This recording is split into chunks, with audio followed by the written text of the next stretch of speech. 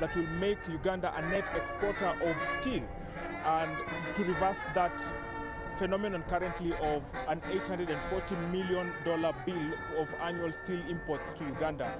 That will now be reversed towards making Uganda a net exporter of steel products, steel and steel-related products. And this, of course, will go a long way in making East Africa a key source point for steel. And this will also support things like affordable housing, construction, and other facets of the economy that actually need steel and steel-related products. For me, one of the biggest points that also comes from this is the consolidation of East Africa market customs issues that would make it easy for Kenyans to actually also import steel from this part of the environment, considering that currently steel from Europe has a duty of 50% bill on them, and steel from America also has 100% duty, and this one will be duty-free based off of the EAC agreement of the East Africa customs issues. So that is why we are here today. We'll be picking perspectives from the populace. We'll be giving speeches from the presidents who are here, other business moguls. It will be a straightforward program. Later on, we'll be able to show you the boulders, the backhoes, the tractors that are here to do the groundbreaking. Later on, there will be a launch happening by the president and the mogul, the owner of Devki Group of Companies. That is Dr. Guru Narendra Raval, who will be here today. If you're joining us right now, we are witnessing the unveiling or the launch of the 20th of Devki's steel manufacturing plants in Tororo, Uganda. And the reason why this is happening in Uganda is because Devki hopes to take advantage of 500 million tons of iron ore that are deposited here in Uganda. And this is also going to make Uganda a net exporter of steel, to reverse that current phenomenon of an $840 million bill used in importing steel to the country. And so that will position East Africa as a key source point of steel towards Africa, and taking advantage of the Africa Continental Free Trade Area, given the current tariff issues that have been happening in the global economy, the shocks we are witnessing, and the duty that is instilled on steel that is coming from key source points like Europe and America, 50% from Europe and 100% duty, respectively, of steel from those two key source points that I have mentioned. For me, what stands out once again is the consolidation of the East Africa common markets and the East Africa customs policies and laws that will enable East Africans to have a proper access of this vital yet expensive product in making affordable housing, in making construction of other infrastructural projects and the like. President William Ruto has already made his way here. They will be making speeches, and of course, host President Yoweri Museveni is also here.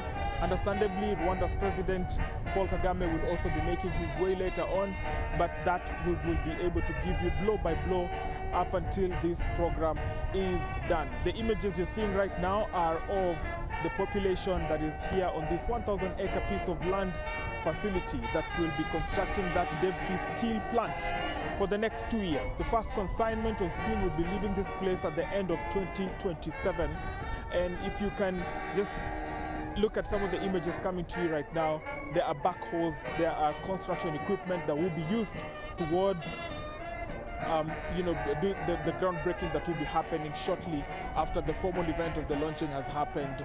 Security is tighter than the two countries' budgets combined, and what we love to see here is just how the population has accepted this project that will be employing no more than 15,000 people directly, will be absorbed here as either factory workers, foremen, managers, transporters, etc., etc. If you're joining us right now, Tororo, Uganda is where it's at. Two presidents, President of Kenya, His Excellency William Samoei Ruto, President of Uganda, and the host President Yoweri Kaguta Museveni is also here with us. And we are broadcasting on NTV Uganda and NTV Kenya. Ladies and gentlemen, we are witnessing the launch of the 20th facility of Devki group of companies steel manufacturing plant after 19 of them have been launched in Kenya. We will try later on to speak to some of them, especially the officials that are here. The country manager, we've been able to have a brief chat with him, albeit off record. But why they want to do this in this area is because Uganda has a deposit of 500 million tons of iron ore that has been discovered here or has been in existence. And that would actually reduce the amount of transport overheads that this company will be using, and to be able to dispense this steel to the retail market at affordable prices. And the second reason why it is being launched here is because of the tax environment.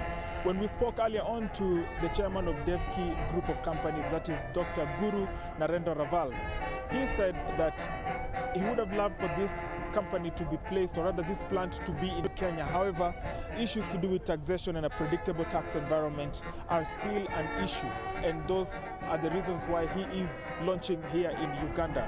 But it's a win-win situation because Ugandans are going to get employment, and of course a few Kenyans will also be employed here, given that the Malaba border is barely 12 kilometers away. From the Uganda Police, that also makes this band, economic region we want to welcome you on behalf of the DevKey Group of Companies because would be applicable under the East Africa Customs laws. Of the DevKey Mega Steel Project. To give you a riveting coverage, as you can hear around me. The program could be starting now, so allow me to leave you with a few images of what is happening project.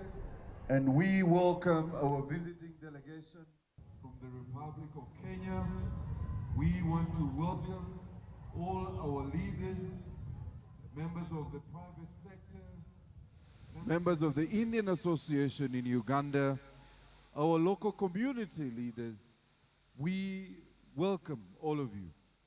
And shortly, my colleague Dr. Litho will recognize our cultural leaders that are here with us and will introduce them in all the levels of hierarchy that we have, including our religious leaders and of course our local government leaders that are present here. So we want to welcome you, and shortly we will witness the groundbreaking ceremony that will be streamed to you live on the screens here in the main celebration area. And at that moment, we will request that you join us in celebrating that moment as we congratulate DevKey Group of Companies on this major project, but also as we celebrate as the East African countries on the groundbreaking of this mega steel project here in Tororo district. So we welcome you and thank you once again for joining us. I will allow for the crane performers to now give us a bit of entertainment as we await the groundbreaking ceremony.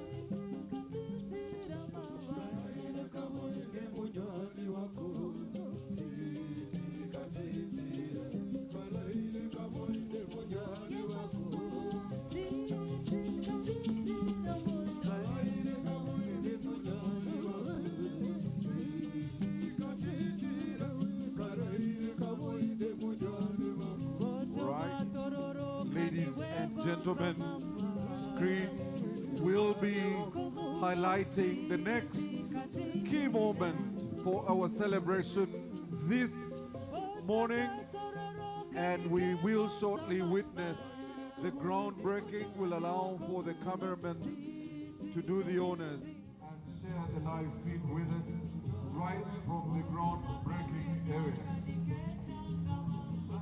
Yes, as we wait to witness this historic occasion, ladies and gentlemen, allow me to recognize the key local leaders of the area. I would like to start by recognizing our cultural leaders. I would like to recognize the presence of His Royal Highness Moses TV.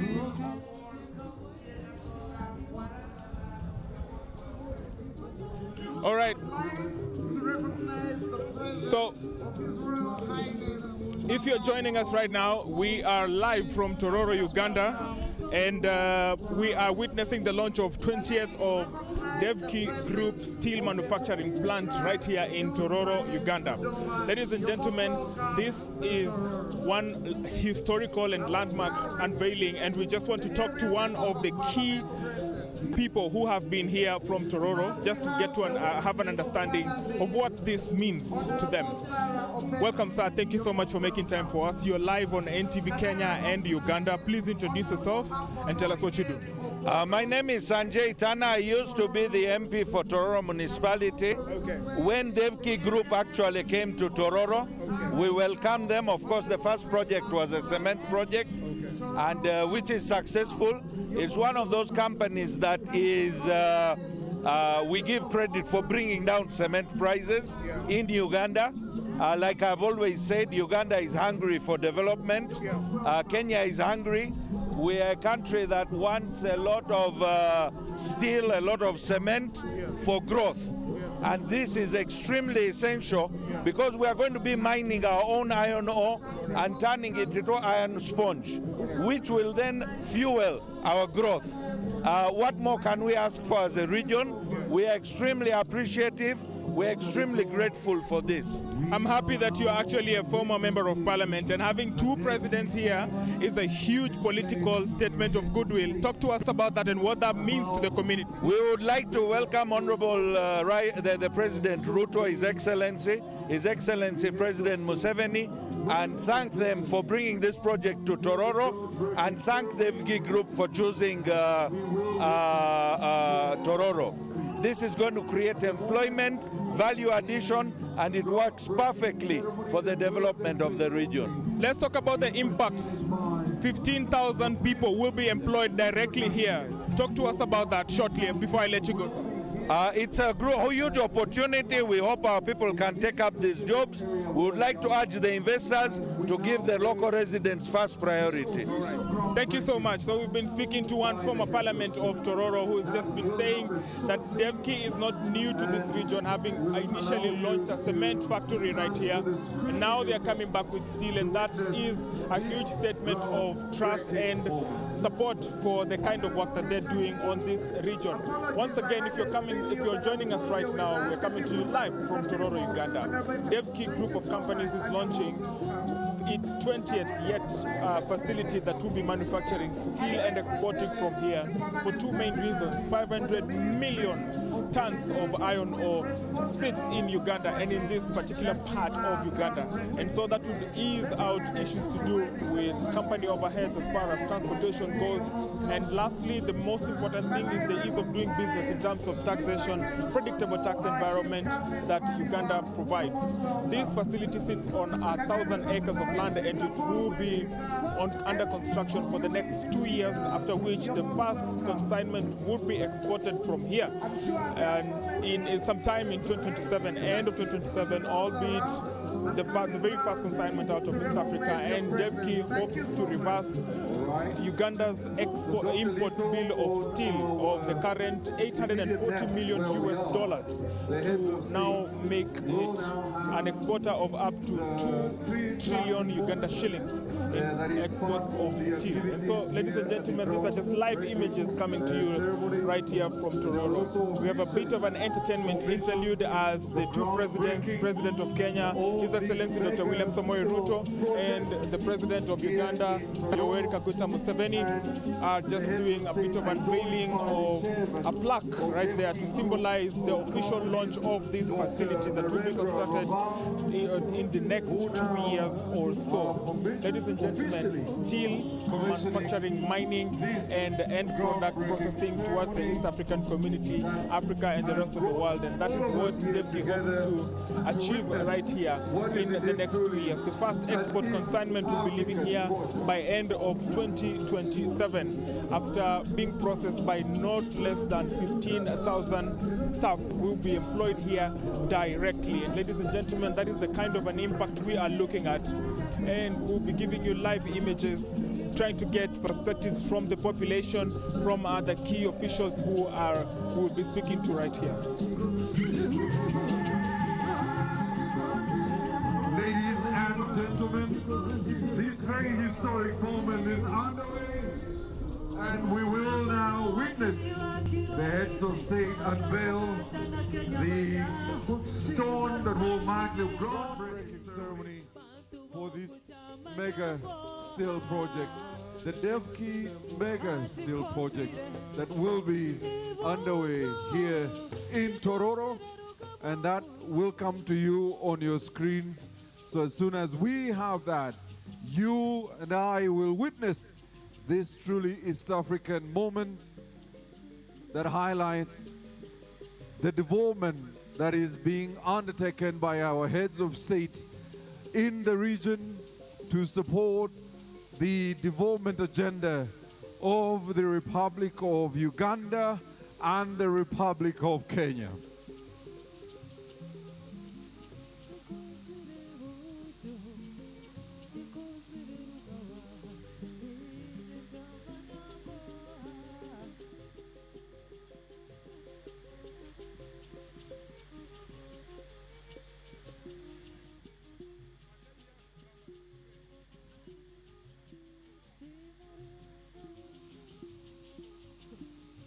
Shortly, the heads of state will be joining us, and when they do join us, we shall all be upstanding. And immediately after they join us, we'll have the anthems, and then we'll have a word of prayer, and immediately we will have the formalities start with the formal speeches that will be taking place immediately after the prayers. And as you may witness now, you will turn to the screens, ladies and gentlemen. The heads of state are joined by the DEVKI Group of Companies Chair, Dr. Naval, and they will be now joining us shortly for this official ceremony at the groundbreaking of the DEVKI Mega Steel Project here in Tororo. And we want to welcome all of you, ladies and gentlemen, who are joining us here at the main celebration grounds, but also those of you joining us from across the country in Uganda and Kenya. Welcome to Tororo. Welcome, ladies and gentlemen, to this groundbreaking ceremony. May I request that we all be upstanding, tusimame, wote tusimame, as we receive their excellencies, the President of the Republic of Uganda and the President of the Republic of Kenya.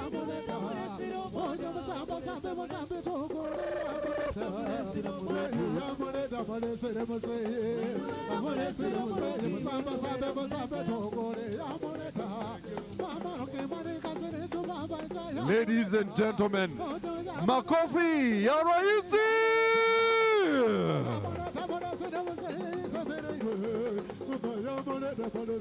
Your Excellencies, you're welcome. Shortly we'll have the anthems. Please remain standing, ladies and gentlemen. Shortly we'll have the anthems. I would like to request that we remain standing for the Uganda national anthem, the Kenya national anthem, and the East African anthem. Anthems, please.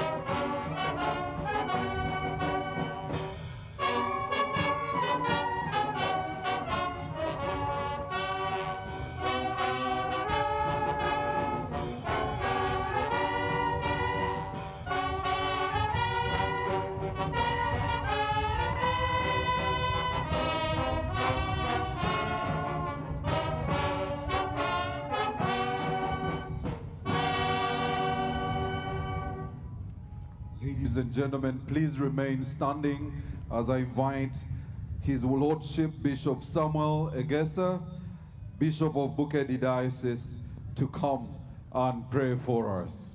Thank you, Bishop.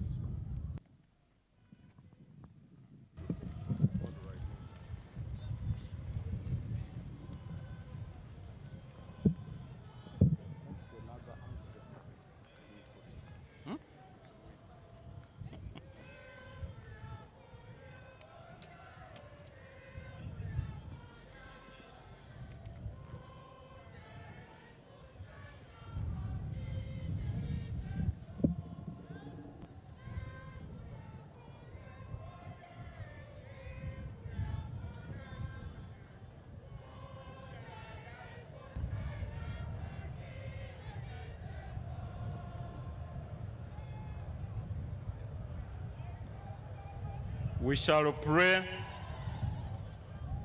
in Psalm 127, verse 1. The Bible says, unless the Lord builds a structure, the work of the builders is wasted.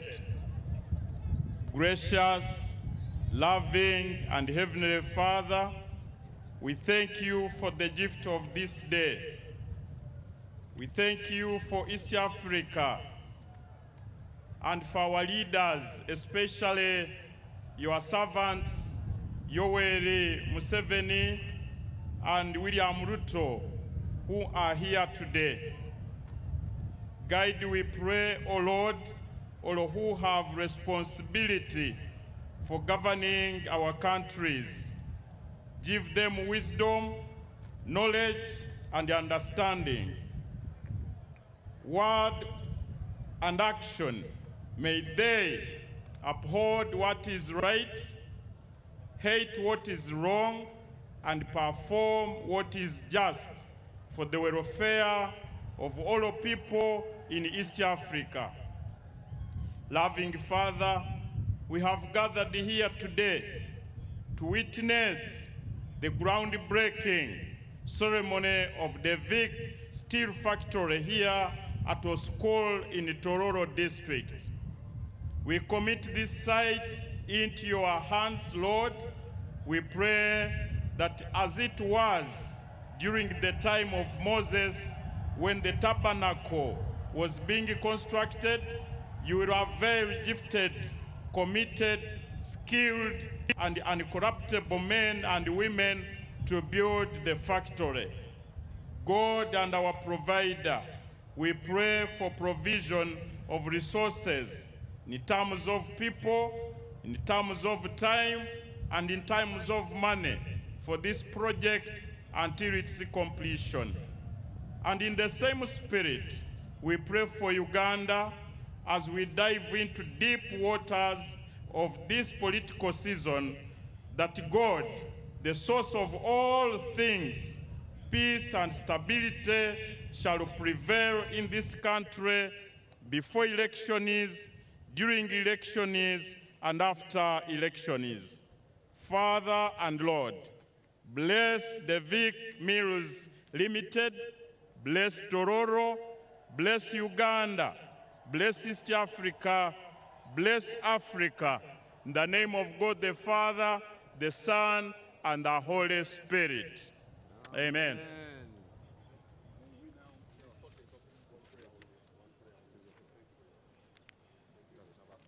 Ladies and gentlemen, may we now take our seats, ladies and gentlemen. Your Excellencies, President Yoweri Museveni, President of the Republic of Uganda, and Your Excellency William Ruto, President of the Republic of Kenya, we want to welcome you to this groundbreaking ceremony of the Devki Mega Steel Project. My name is Maurice Mugisha, and I serve at the Uganda Broadcasting Corporation. Your Excellencies, Honorable Ministers, I am Dr. Patricia Litho, Assistant Commissioner for Communication at the Ministry of Energy and Mineral Development. You're all most welcome. Your Excellencies, we want to run through a bit of protocol, but I wanted everyone here to first appreciate that we have two heads of state joining us today for what is truly an East African mega steel project. Makofi ya Raisi, ladies and gentlemen. Your Excellency, the President of the Republic of Uganda, Your Excellency Yoweri Kaguta Museveni, Your Excellency, the President of the Republic of Kenya, William Ruto, our first Deputy Prime Minister and Minister for the East African Community Affairs, the Honorable Ministers who are here, including our line minister, the Minister of Energy and Mineral Development, but also in a very special way, our visiting ministers from the Kenyan delegation. Naomba msimame tuwasalamie and we receive you. Honorable Minister, makofi ya honorable ministers. With us from Kenya, we have Honorable Rebecca Maino, Cabinet Secretary, Tourism and Wildlife. You're most welcome. We also have Honorable Philip Mainga, the MD for Kenya Railway Corporation, and all the other dignitaries are recognized. You're most welcome. May I also now request the entire Kenyan delegation to stand for recognition. The Kenyan delegation. Uganda, can we appreciate the Kenyan delegation, ladies and gentlemen?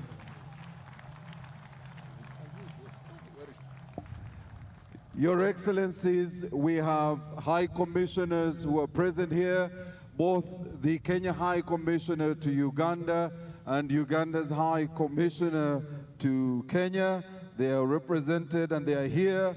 We also want, in a very special way, to recognize the chairman of the Devki Group of Companies. Ladies and gentlemen, please put your hands together for Dr. Narendra Raval, ladies and gentlemen. Your Excellencies, also with us here, the permanent secretaries in both the Ministry of Energy and Mineral Development and a representative of the permanent secretary in the Ministry of Lands.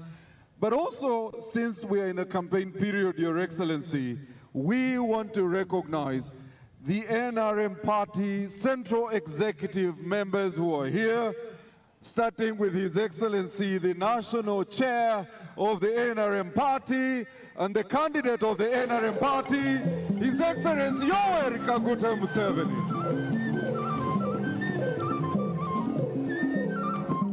But also here with us, the National Treasurer, the Honorable Ambassador Nekesa Barbara. Please stand for recognition.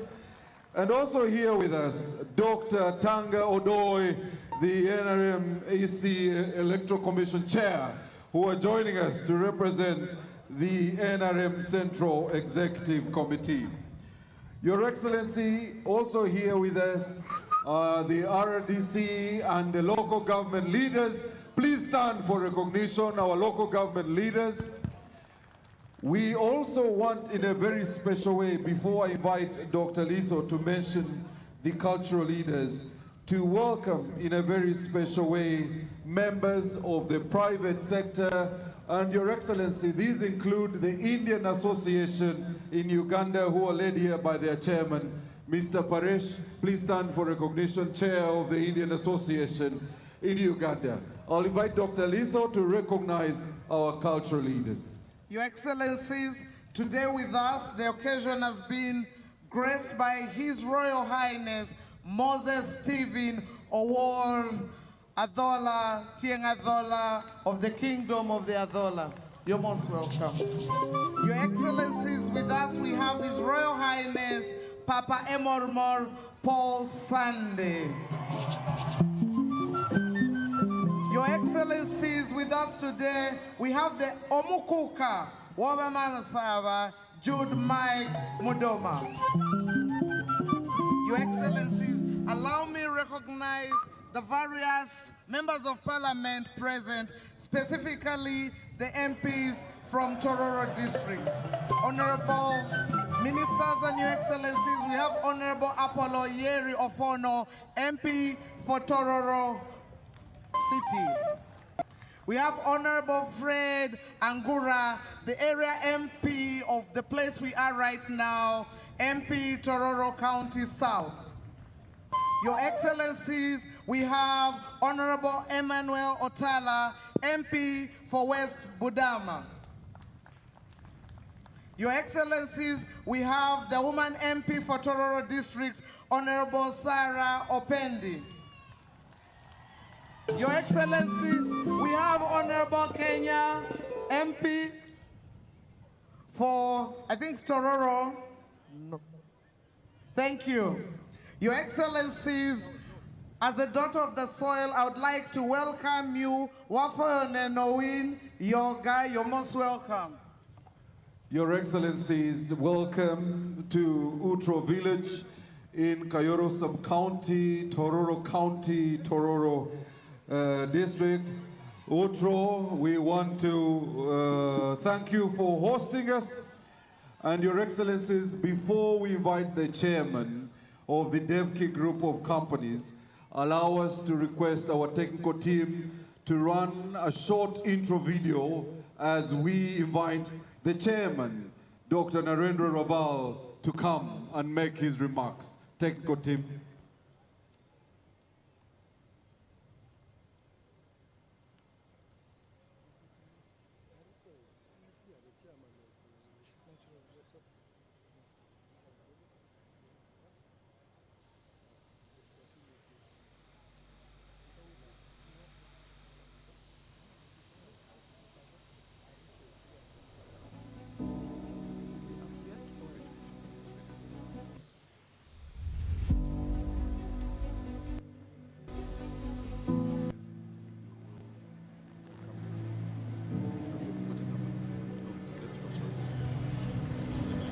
The DevKey group of companies is a name synonymous with industrialization, job creation, community empowerment, and national development. It is a name that has become a pillar in Kenya's journey towards self-sufficiency and prosperity. The DevKey group of companies is one of the country's most tax-compliant industrial players. We were paying maybe 2 million or 5 million shillings 40 years ago in a year.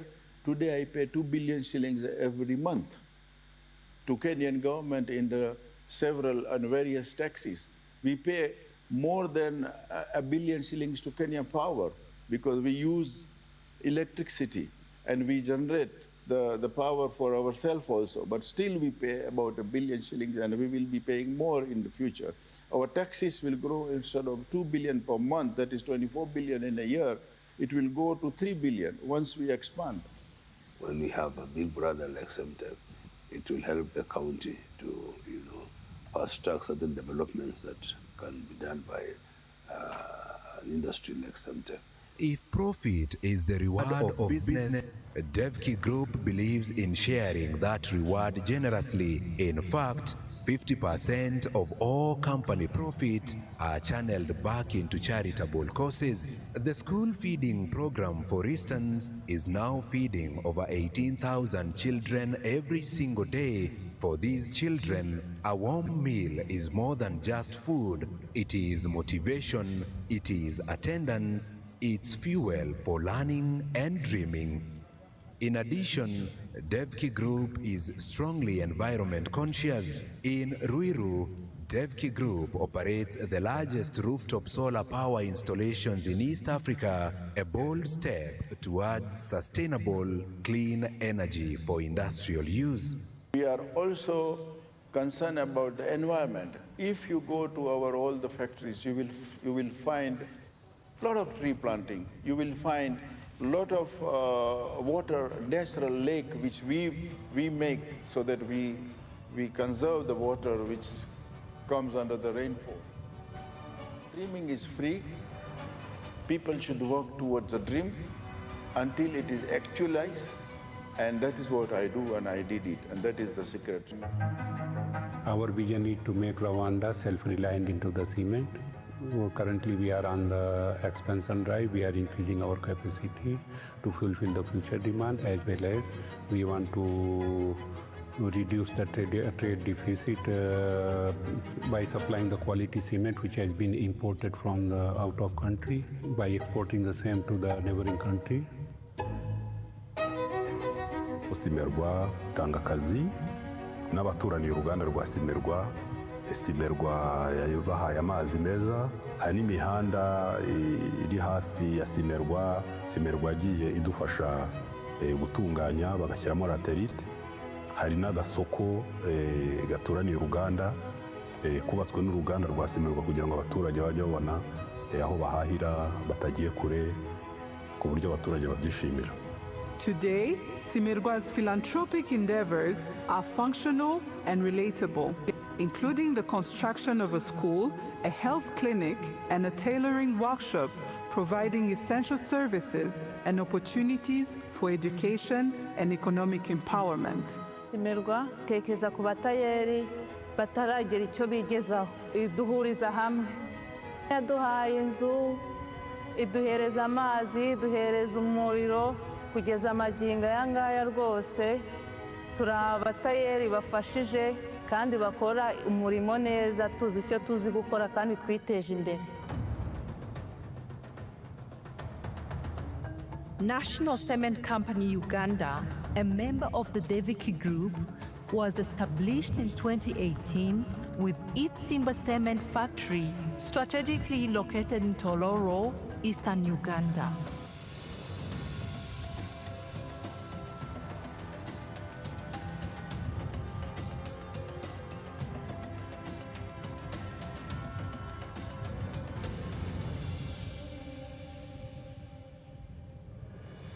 Before Simba Cement came into the market, we had very few suppliers. We would have very, very big scarcity where prices would shoot and availability became a problem.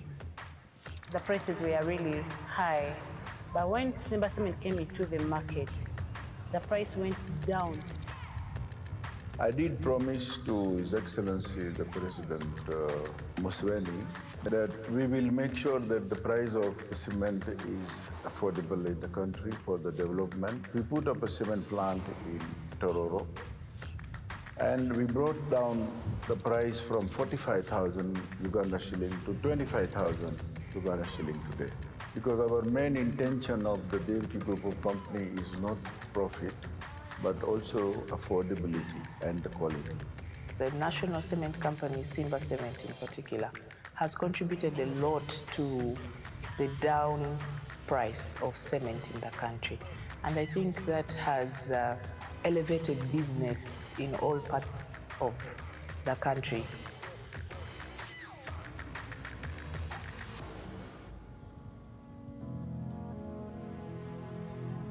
In Tororo, Simba Cement has launched impactful corporate social responsibility programs, investing in education, clean water, and infrastructure, ensuring that communities grow alongside industry. This factory has helped us. The community can now work and get money instead of going to steal. Simba Cement has also redefined Uganda's cement market by breaking cycles of scarcity, reducing costs, and ensuring reliable availability. Some years back, Uganda was a net importer. Now, we are a net exporter of cement. Last year, we earned $88 million from export of cement to the region. The Simba has come in as a significant investor, producing, sell, and then pay a number of taxes, which comes to government, and this is the revenue we use to create other opportunities. This company has done so great for me. I managed to put some structure for my mother. I managed to acquire land.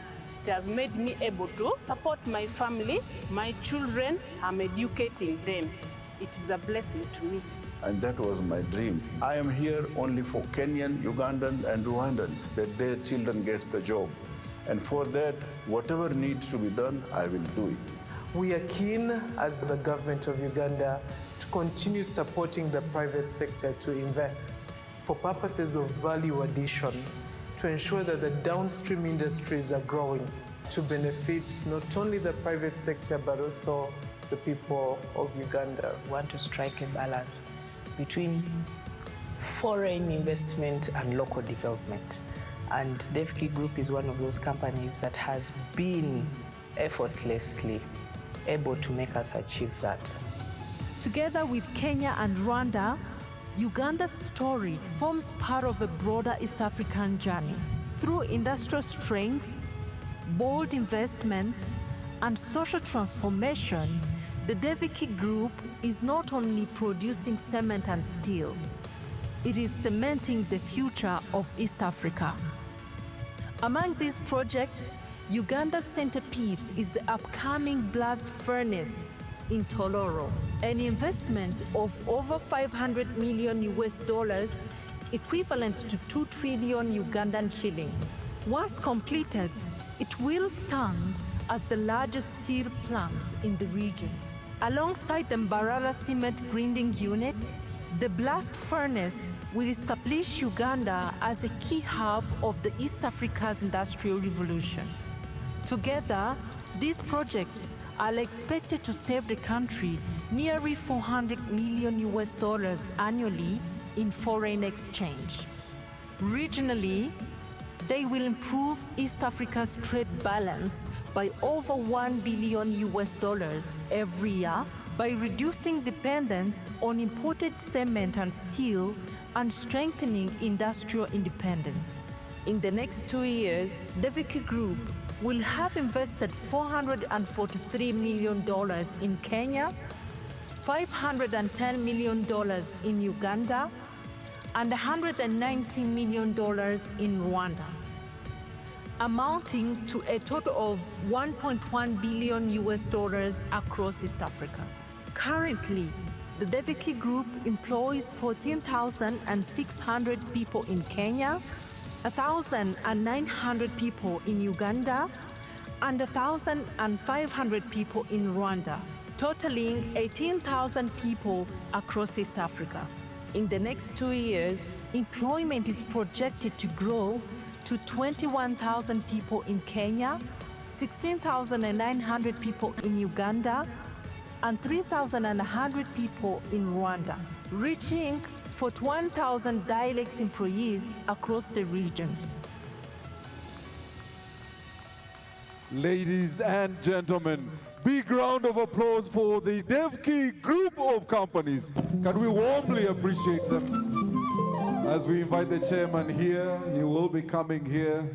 Chairman, we want you here. As the chairman makes his way, allow me to recognize the religious leaders, Bishop Vogere Egesa, Bishop of Buketi Diocese, the District Kadi Tororo, the Bishop Oluko, Bishop Amos Emoit, Pastor Annette Chimboa, and Chairperson of Pastors, Elders, and Fellows. Chairman is almost here, so let me recognize Your Excellencies, Chairperson of the National Organizing Committee for this event, Ms. Hope Nyakairu, the Undersecretary for State House. She was supported by the team from State House, Office of the President, Minister of Energy and Mineral Development, Minister of Trade, Minister of Finance, the security forces including SFC, UPDF, UPF. We also have Minister of Health, and of course, the local government led by Chairman Mr. John Oluka. Thank you so much.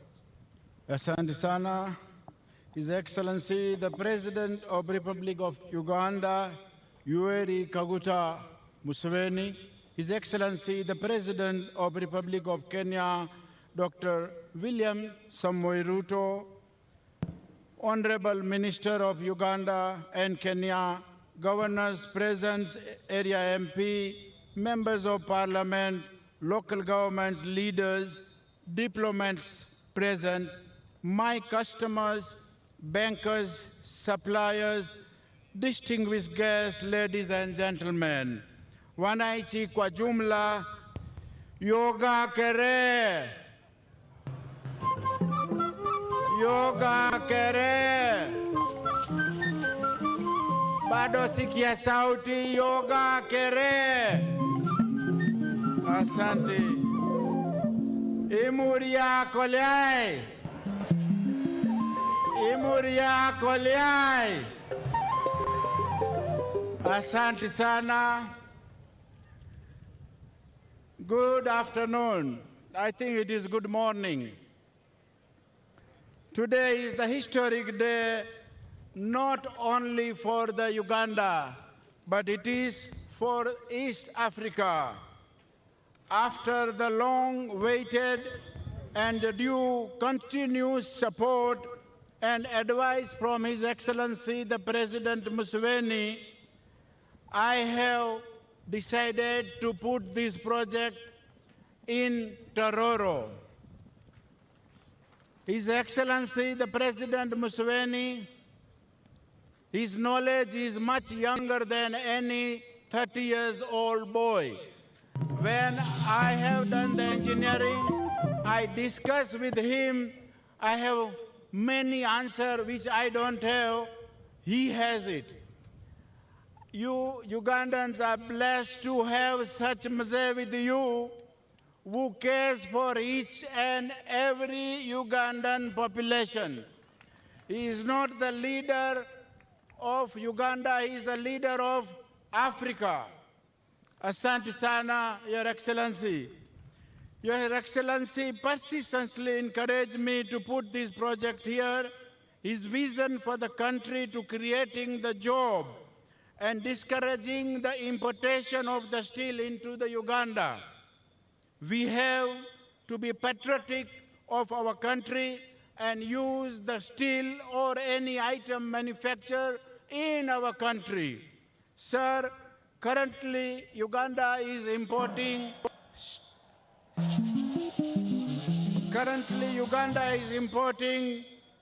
over $500 million steel per year.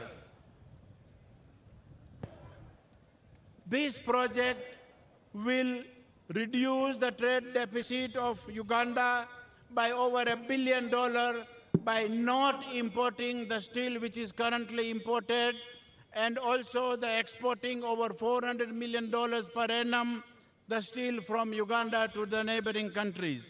The steel which will be produced here, which will be under the blast furnace technology, the top and the best technology of the world. There is no better technology have come till today to produce the quality steel in the world. Sir, this project is many benefits. First is the jobs for Ugandans, which you always have advised me that we would like to put the industry which will employ my people and give them the security of the job. The project will directly employ 15,000 Ugandan. Makofi bana. I want to promise one more. In this factory, we will have over 5,000 Tororo people will be working, and I promise 90% job will be provided to the local community.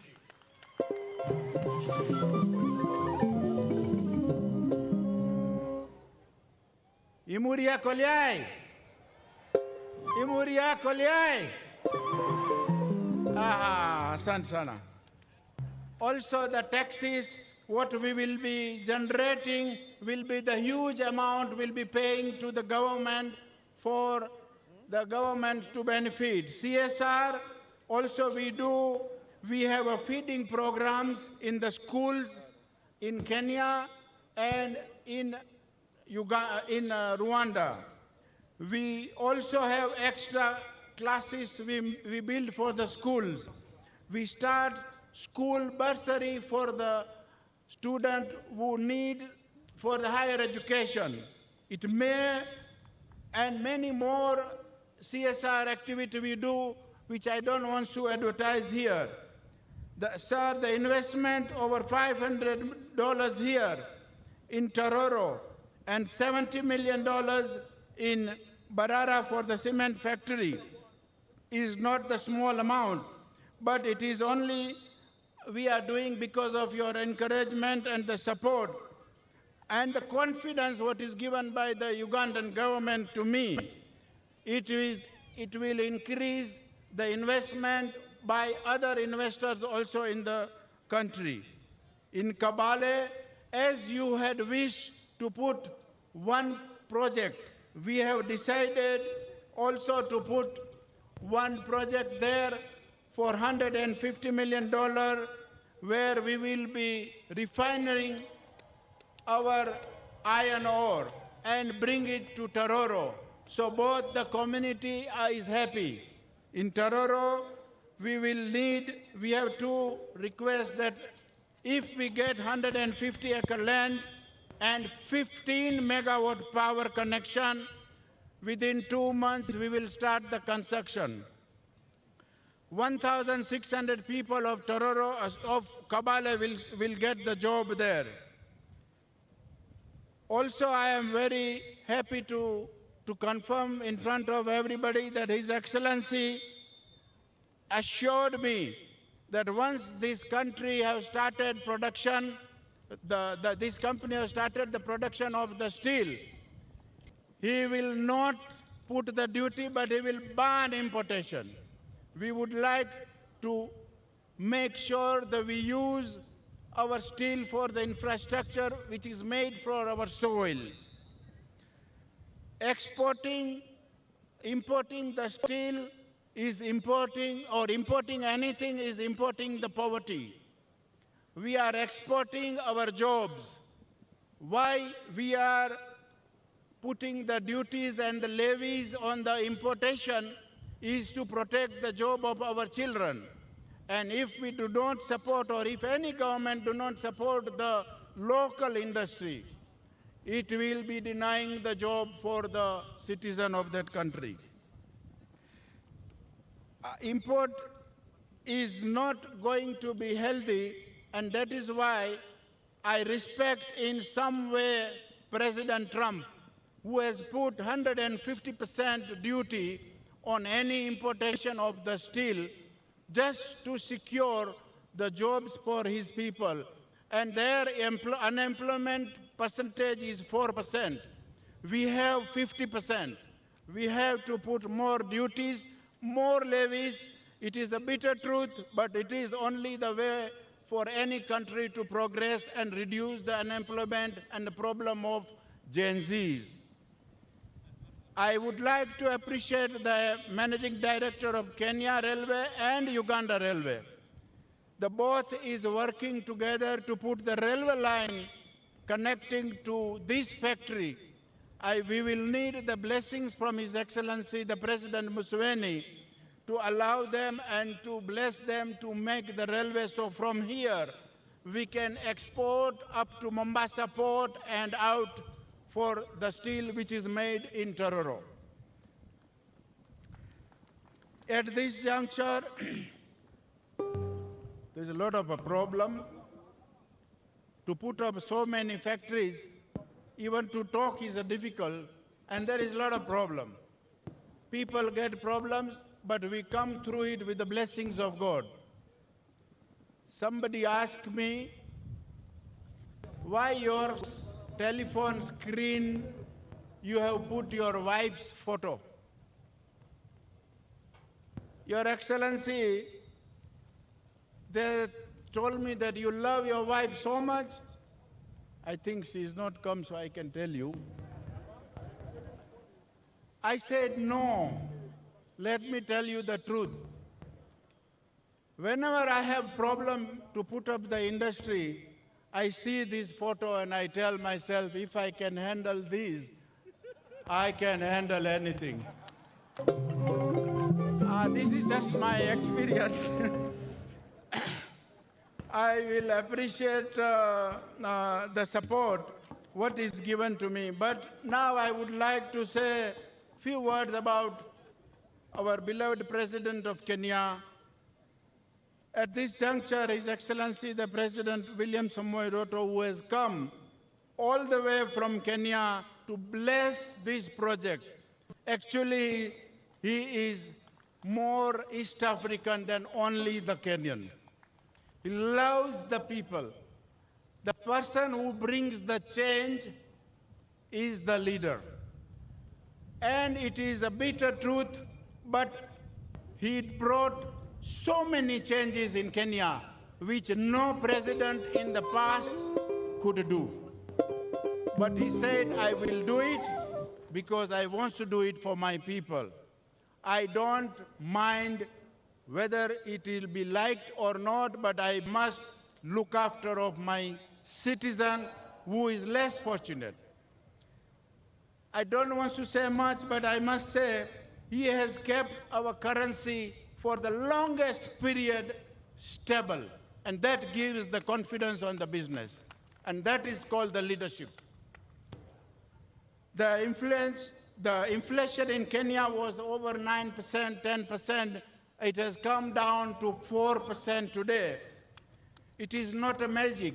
A leader is not expert in everything, but he hires the experts and take the correct decision at the correct time.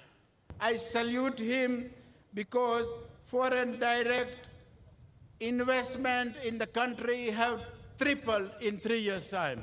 Your Excellency, congratulations.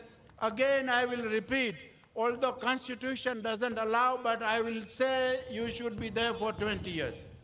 Because we would like, I know last time when I said, Likwana Pigwasana, Lakini, if you want to remove the unemployment in the country, we need this force and put the things in order in the country. Housing. People were living and is living in shanties. The first person who noticed that my people are living in the shanties and I live in a good house, I want to give them the decent housing. That is the President William Ruto have started. It is a bitter truth. Everybody is paying, but people will be getting a better housing, decent housing, because binadamu ni binadamu, natanglezwa na hiyo same Mungu ile natangleza mimi na wewe, si ndio? Lazima na kwa aina moja maisha nataka kwa sawa kila watu. Universal health. He has changed the health because people were dying because of the flu. Anything you start, even we start the industry, cannot be stabilized for at least a year or two. He started universal health, and it had some problems. It is having, but it is normalizing, and people are getting the treatment of any kind of disease or the medical assistance. Roads, thousands of kilometer roads he has made. Many more achievements, Your Excellency. Thank you very much for doing what you are doing also for the Kenya, and His Excellency the President Museveni, what you are doing for this country, Uganda. We need you both. We need you all for the betterment of the country. Before I conclude, I extend the deepest appreciation to government of Uganda and the business community, bankers, suppliers, customers, invited guests, also everybody have come from Kenya, Uganda, and Rwanda, and overseas from the other international countries. I don't want to say by name because it will take a lot of time, but thank you very much for coming and attending me. Imuria Koleai! I hope everybody have eaten and got the food. Very good. Ata hemper MP nasema weka huko so tachukua saa ile naenda. I will request, I wish and I pray to God that the NRM party, NRM family, gets the landslide victory in upcoming election. Asante sana. Yalama noi noi. Yalama noi noi. Asante sana. Thank you. God bless you. Ladies and gentlemen, may we warmly appreciate the chairman of the Devki Group of Companies, Dr. Narendra Raval. Thank you so much for your statement. Before we invite the Honorable Minister, Your Excellencies, we want to mention that this is truly an East African landmark project, and we are broadcasting live in Uganda and in Kenya on Uganda Broadcasting Corporation and on Citizen Television. We want to welcome our television audiences here in Uganda and the television audiences in the Republic of Kenya. Karibu sana. As Dr. Litho invites the Honorable Minister, I just wanted Your Excellencies to mention we have a delegation from Busia. Can the delegation from Busia, led by Ambassador Nekesa, please stand? The delegation from Busia that is visiting, the delegation. Watu wa Busia, muko wapi? Aya, asante sana. Doctor. Thank you.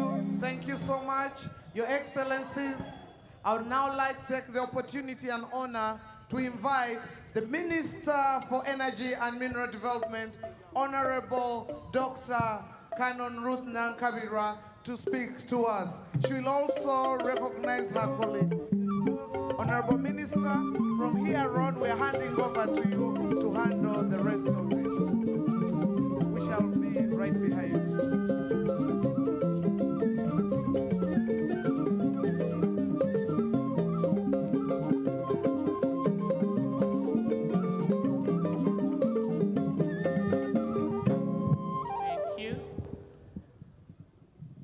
His Excellency, the President of the Republic of Uganda, General Yoweri Kaguta Museveni, His Excellency, the President of the Republic of Kenya, Dr. William Ruto, the Right Honorable First Deputy Prime Minister, Honorable Rebecca Kadaga, who is also the Minister of East African Affairs, and woman Member of Parliament for Kamuli District. My colleagues, ministers from Kenya and your entire delegation, my colleagues, ministers from Uganda, my colleagues, members of parliament, our religious leaders, our cultural leaders, permanent secretary, our chairman of Davic Group of Companies, the resident district commissioners, and all the local leaders present, Tororo District, which is hosting us, and all of you people of God. Allow me, first of all, recognize the presence of the following ministers. I've mentioned the Right Honorable Rebecca Kadaga, Honorable Obos Obos, who is the Minister of Defense and Veteran Affairs, Honorable Fiona Nyamtoro, my Minister of State for Mineral Development, Honorable Evelyn Anite, Minister of State for Investment, Honorable Magode Ikuya, Minister of State for East African Affairs, Honorable Fred Gume, Minister of State for Cooperatives, coming from the Minister of Trade, Honorable Nambozo, Minister of State for Karamoja, and Honorable Okasai Sidronius Opolot, Minister of State for Energy. Thank you for coming, and it is my distinct honor to address you, Your Excellencies, on this historic occasion of the groundbreaking ceremony of the Davic Iron and Steel Plant here in Tororo District. This is a landmark.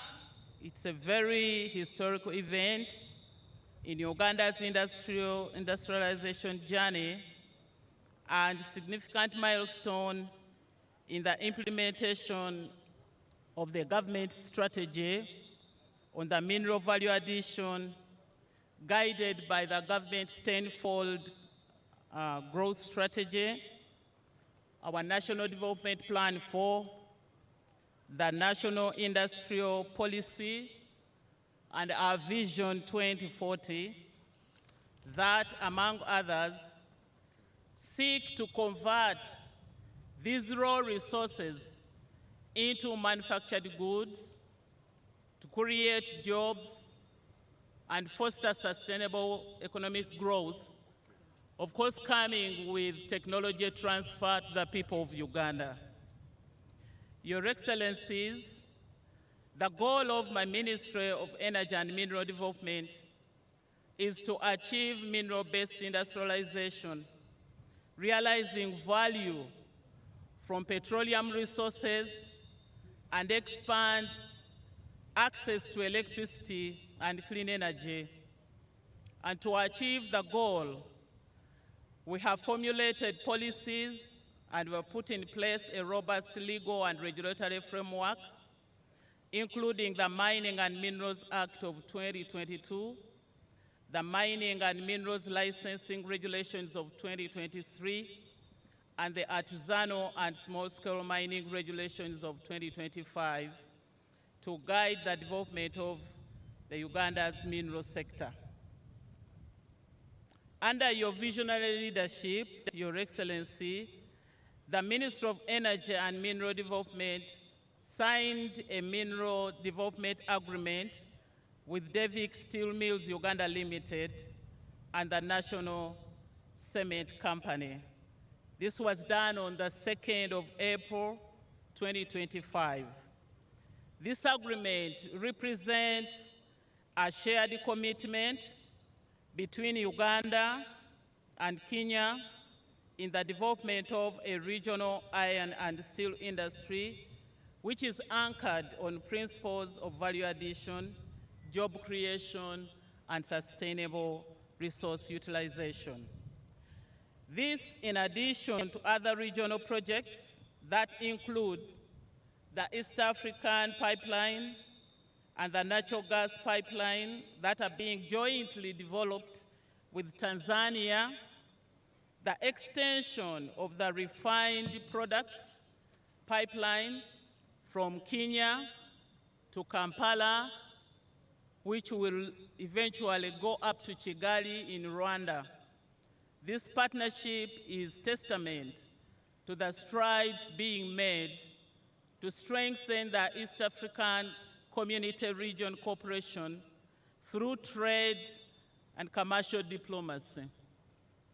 At this juncture, allow me to take this opportunity to appreciate His Excellency, Dr. William Ruto, for your support, sir. And I would like to thank the Cabinet Secretary, my counterpart, James Opio Wadai. I'm just coming from Kenya, where we had strong discussions rotating around these projects that I have mentioned.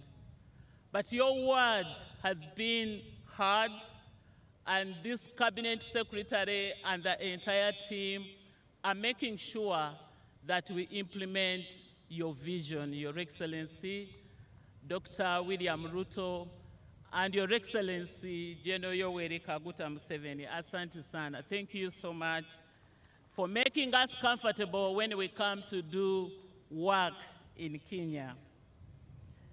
Your Excellencies, the history of iron ore in Uganda is deeply tied to its good geological environment and the development of its mining potential over the years.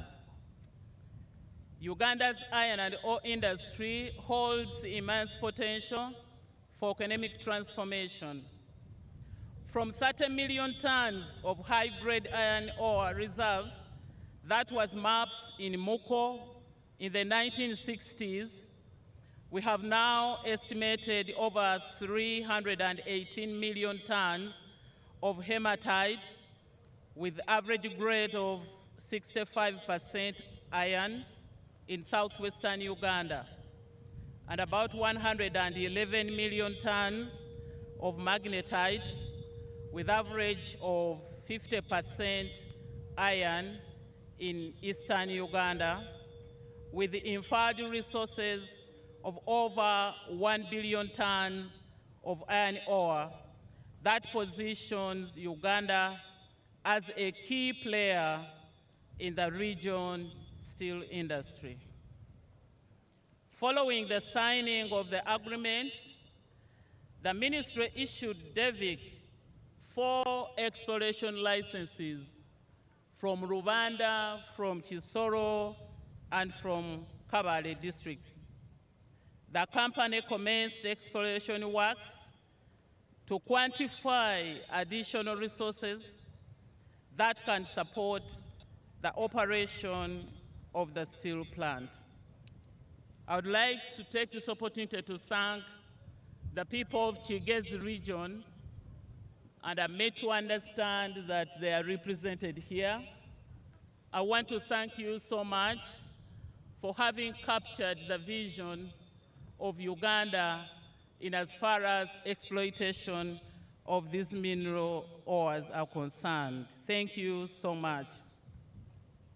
Let me also caution those who think that you will hold on licenses which are non-compliant, that gone are days when people used to hold licenses for 20 years. I now cancel them to give them to more serious investors like DEVIC so that the country can benefit.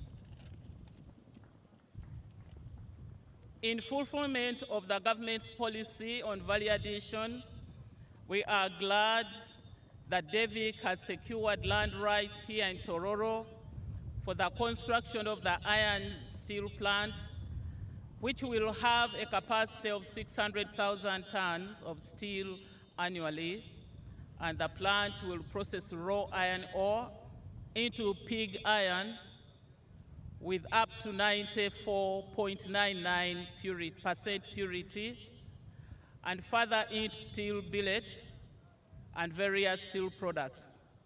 The billets will be the raw materials for manufacturing steel bars, wire products, coils, plates, angle bars, and many other finished steel products within the country. This partnership reflects Uganda's vision of industrial transformation, of adding value to our national resources, creating employment for our youth, and strengthening our manufacturing base.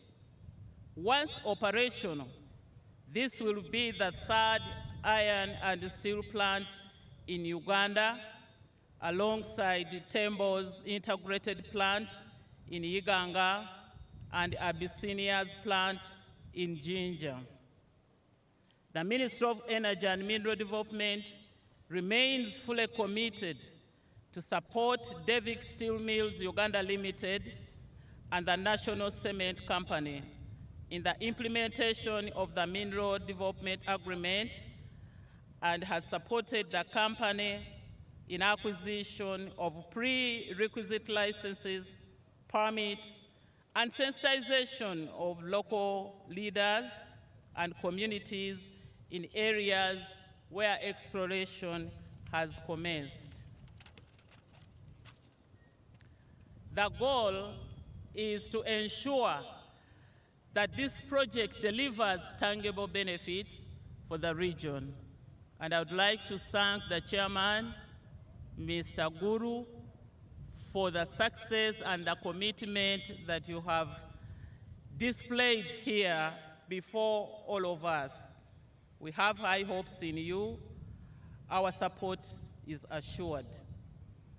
Your Excellency, to support the development of the mineral sector and growth of the economy, the Ministry of Energy and Mineral Development, working with other relevant government bodies, has committed to the undertaking of the following interventions.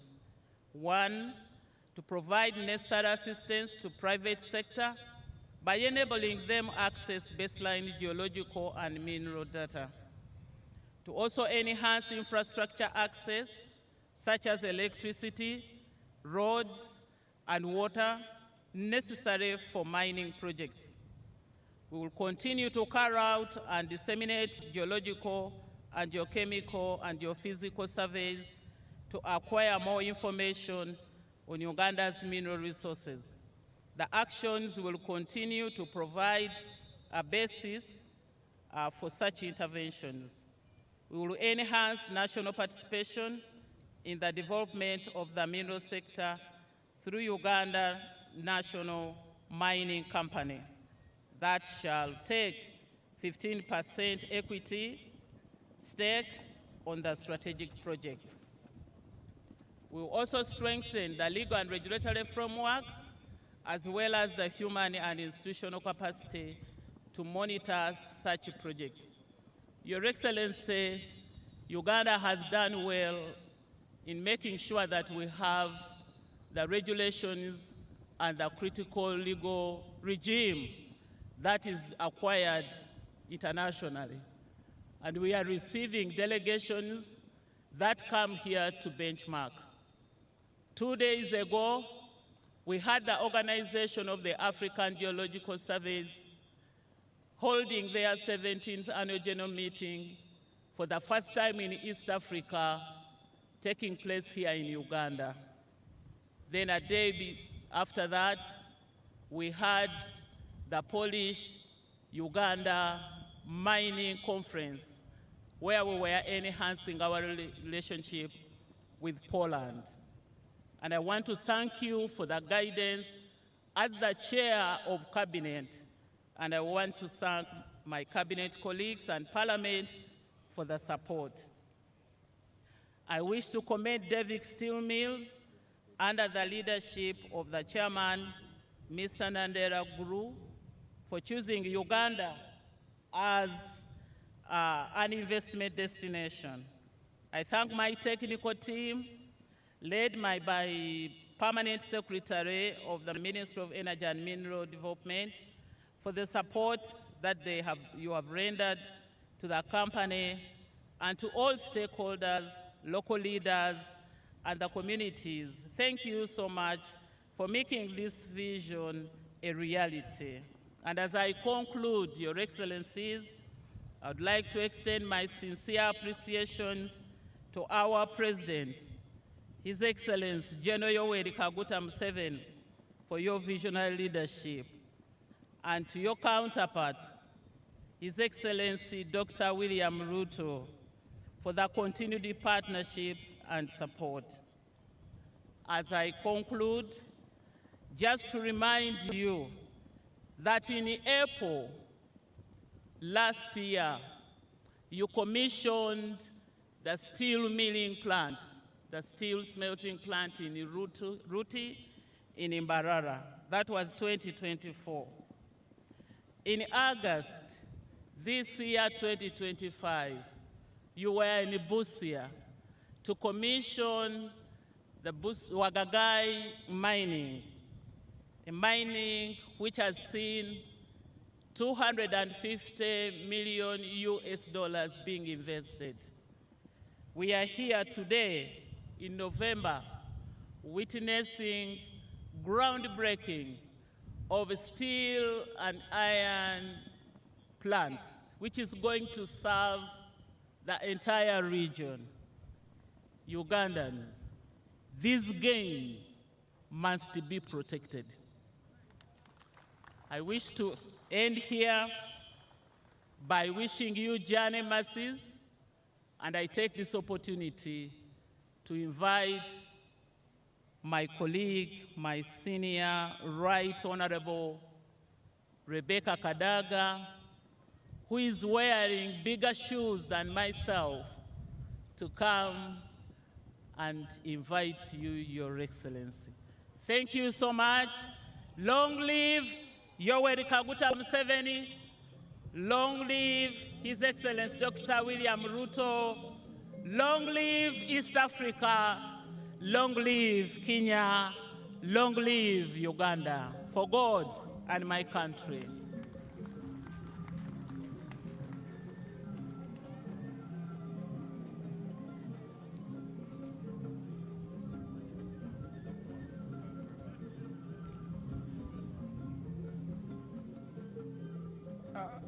Good afternoon, all present.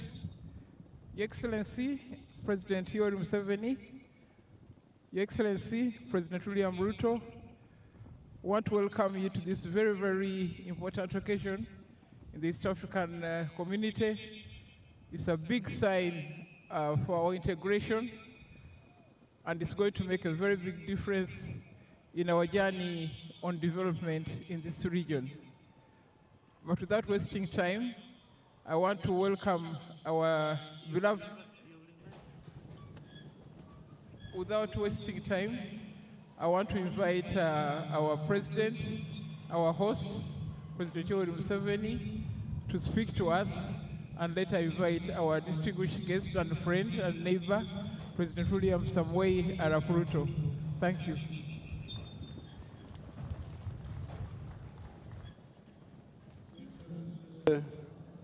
Halo, halo, halo. Mnanisikia vizuri?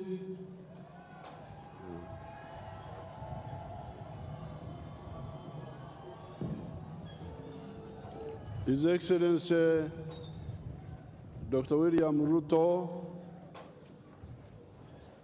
the President of our brother Republic of Kenya, and your delegation, all the other leaders who are here from Uganda, na nyinyi wote Waganda ambao wako hapa,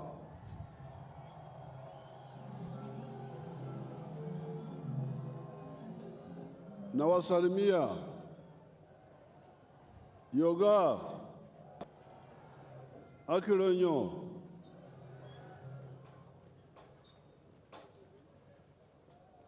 Your Excellency, we are very happy to receive you here today. As you can see, the Ugandans are very, very happy to receive you here.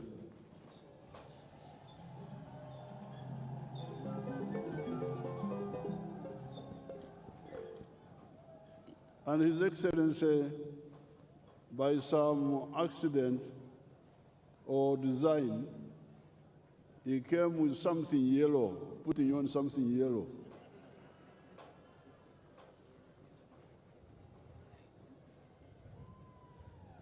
We are very happy with the attire.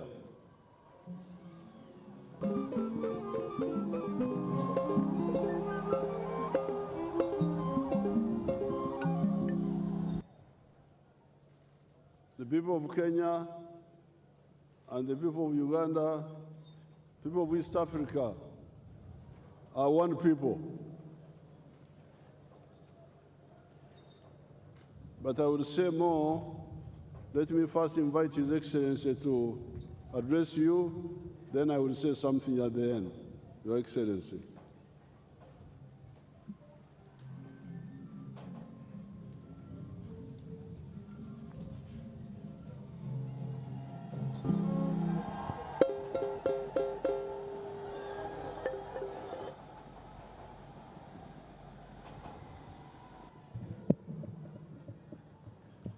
Thank you very much, Mr. President. Your Excellency, President Yoweri Kaguta Museveni, President of the Republic of Uganda, Dr. Narendra Raval Guru, Chairman of Deski Group of Companies, Your Excellencies, ladies and gentlemen, our brothers and sisters, the great people of Uganda, hamjambo. Yoga osi, yoga osi, yoga osi kere, ingalete osi, emuria koliai. It is my singular honor to preside over the launch, together with my brother, my elder brother, President Museveni, on the launch of the vertical integrated steel industry project here in Tororo, eastern Uganda. We convene here not just to convene a factory or commission a factory, but we usher in a new, audacious chapter in Africa's industrialization ambition. This project is the outcome of visionary leadership, daring entrepreneurship, and enduring partnership between the private sector and our two governments. It reflects a collective commitment to sustainable development, regional integration, and the pursuit of transformative impact for our present and future generations. Your Excellency, I take this opportunity to congratulate you on this remarkable milestone and to commend your steadfast commitment to industrialization and championing transformative investments. The testimony by the chair of DEFCI Group of Companies of your commitment, of your encouragement, of your foresight on the establishment of this investment is a clear testimony of your leadership in our region. Mr. President, I recall with profound appreciation the discussion we have held on this project since its inception, and most recently during your official visit to Kenya in July this year.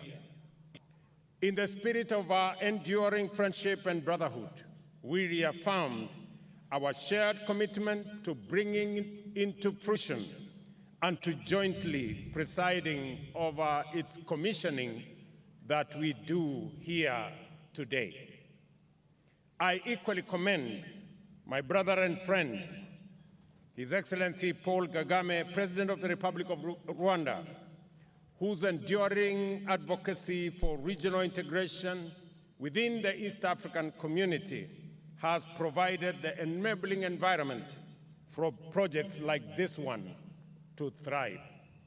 And as Guru has said, there is a joint commitment by the government of Kenya, the government of Uganda, and Rwanda to continuously encourage investments that are transnational and that are regional, like this one.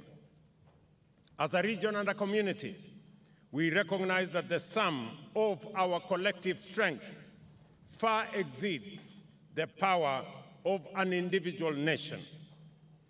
It is this shared understanding that anchors our commitment to our cooperation in the East African community.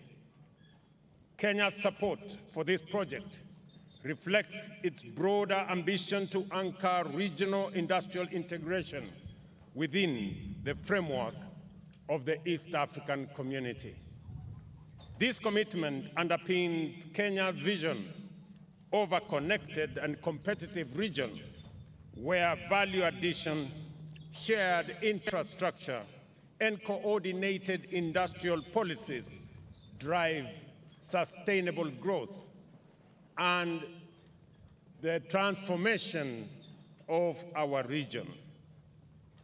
By fostering cross-border collaboration in strategic sectors such as steel manufacturing, Kenya seeks to enhance regional sufficiency, promote intra-Africa trade, and strengthen the foundation for collective prosperity under the East Africa industrialization strategy.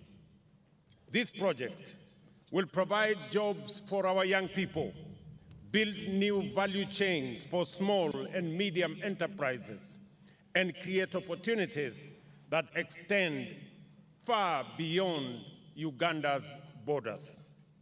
Already, the Tororo facility currently employs more than 400 workers, with plans to increase workforce within the company to 20,000 by 2027 across our East African operations. Beyond direct job creation, it will open vast opportunities for companies within the East African community, particularly in transport, in energy, in construction, and service sectors through cross-border supply contracts and strategic joint ventures. I take this opportunity to express Kenya's pride in celebrating the vision and enterprise of Dr. Narendra Raval, a distinguished Kenyan industrialist and investor whose commitment, focus, and determination have been instrumental in bringing this industry to life. You remember, Mr. President, that when I introduced Dr. Guru to you, I told you that he is a man who keeps his word. I have worked with him in Kenya. He has made huge investments in our country. 2 years ago, I opened a factory in West Pokot where he had invested $400 million. I broke ground a year ago in Taita Taveta, at a facility where he had invested $150 million US. In January, we will be launching the largest clinker facility in Kitui County in Kenya, which will also have an investment of $370 million. To say that is to tell the people of this great country that in Dr. Narendra Raval, you have a committed East African, a man who is ready to meet his or to match his word with his deed. He is one person I have told the people of Kenya, and I will tell us as East Africans, that we must, first and foremost, believe in ourselves. Very few people can invest the kind of investment that Raval is putting in our region. It takes a man with commitment. It takes a patriot. It takes a person who understands that this investment goes beyond profits and money. It goes to the bottom of humanity, creating opportunities for work for millions of young people, creating opportunities for enterprises, micro, small, and medium enterprises, transporters, business people working in the cement and steel industry. It supports our transformation agenda in our region. And I believe that with the kind of support that we are lending, not just Dr. Raval, but investors, indigenous investors from our region, we will get our region to move in the direction that we've always wanted. Excellencies, ladies and gentlemen, the steel sector in Africa has become increasingly pivotal in fueling economic progress throughout the continent, with a strong emphasis on bolstering infrastructure, advancing industrialization, and ensuring and enhancing value-added manufacturing. The industry is instrumental in shaping Africa's economic trajectory.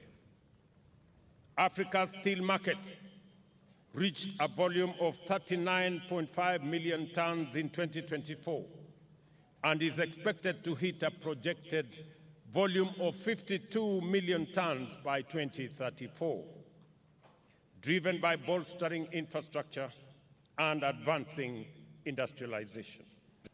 Our countries are uniquely positioned to make a considerable leap in the regional and international steel market. The journey towards harnessing our steel production capacity not only highlights our abundant mineral resources, especially in iron ore, but also reflects a shifting policy environment and investment landscape aimed at unlocking these resources. With an estimated 20 to 25 billion tons of proven and probable iron ore reserves, Sub-Saharan Africa possesses the natural resources needed not only to meet its rapidly growing domestic demand, but also to position itself as a major global exporter. The establishment of the Tororo steel industry sends a very powerful message that our countries possess both the capacity and the courage to build globally competitive industries that drive Africa's transformation. It embodies the spirit of self-reliance and innovation envisioned in the Africa Union's Agenda 2063 and advances the objectives of African free continental area by fostering regional value addition, industrial growth, and sustainable economic integration. I reiterate that we will work together, and this facility that I take a lot of pride in to participate in its launch is not just a Ugandan facility. It is an East African facility. The steel that is going to come from here, and we appreciate that God has given us resources, and Uganda happens to have the best steel or iron ore reserves. It is therefore befitting that this factory is established here, not just to serve Uganda, but to serve Kenya, East Africa, and the region at large. We currently import in Kenya close to $850 million of steel from the rest of the world. We would be very happy that that $850 million would be in our region if this factory was to supply steel to Kenya. And I am confident that that is how the future is going to look. Let me also commend you, Mr. President, for agreeing to work with us. The ministers were in Nairobi last week, and I have given them appropriate guidance on the need for Uganda and Kenya, public and private, to jointly own the Kenya Pipeline Company, the company that supplies or provides the pipeline for supply of fuel into our region. The government of Kenya will be divesting up to 65%, and I am happy that Uganda is prepared to co-invest with us, because that Kenya pipeline facility is not just a Kenyan facility. It is a regional facility. Therefore, as the government of Uganda invests in the Kenya Pipeline Company, I want to encourage Ugandans and East Africans to equally invest, because we will make shares available both to public entities, but more importantly, to citizens of our region, so that we can diversify ownership of the facilities that we have in our region. Secondly, Mr. President, let me also reiterate that the joint investment of the pipeline from Eldoret through Kampala to the border with DRC and to Rwanda is an advanced stage. The government of Kenya, we have given approval for our two governments to work together to co-invest in extending that line, that pipeline, so that it can serve East Africa as we jointly own that facility. And thirdly, Mr. President, in January, we will be launching the extension of the standard gauge railway from Naivasha to Kampala and onward to join the pipeline from Kampala to, from Malaba to Kampala and onward to DRC.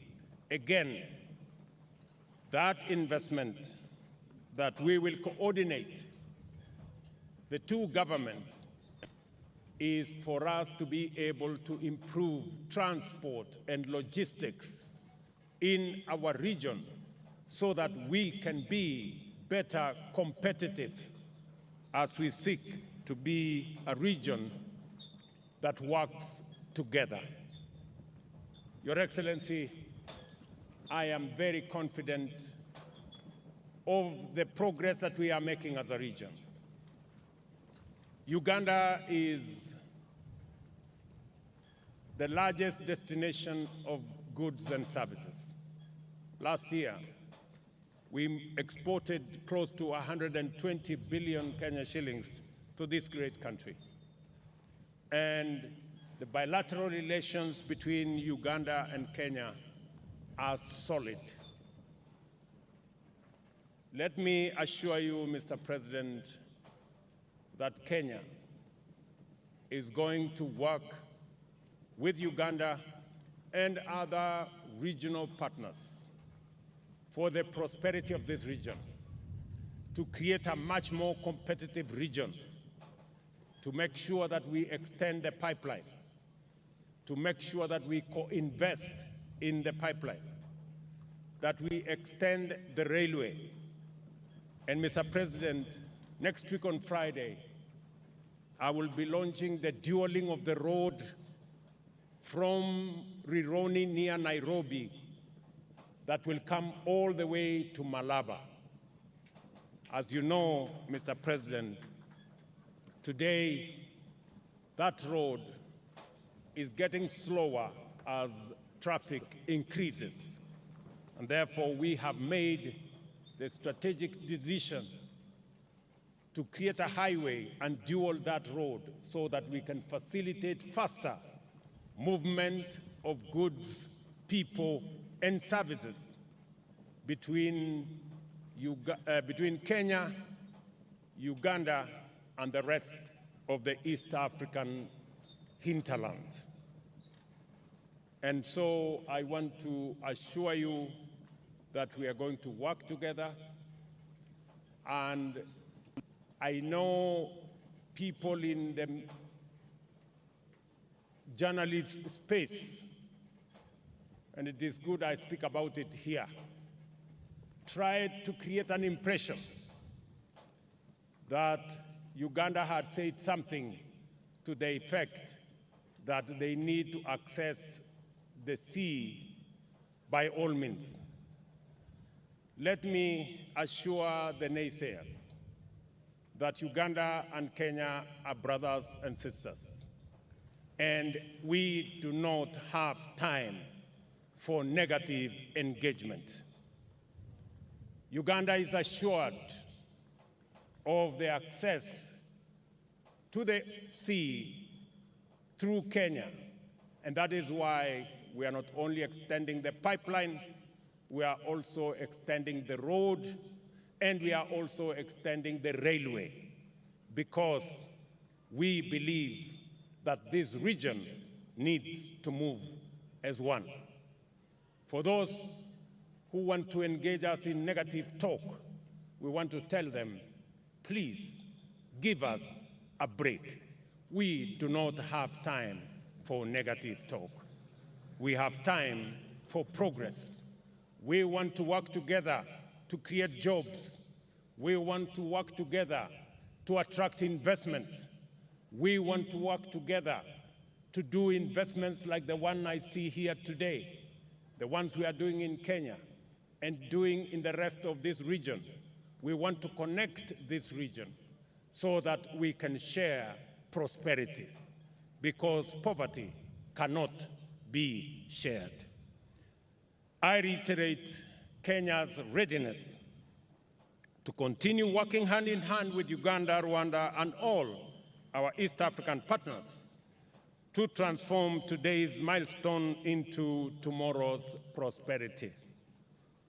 Thank you very much, Mr. President, for inviting me to participate with you in this great event.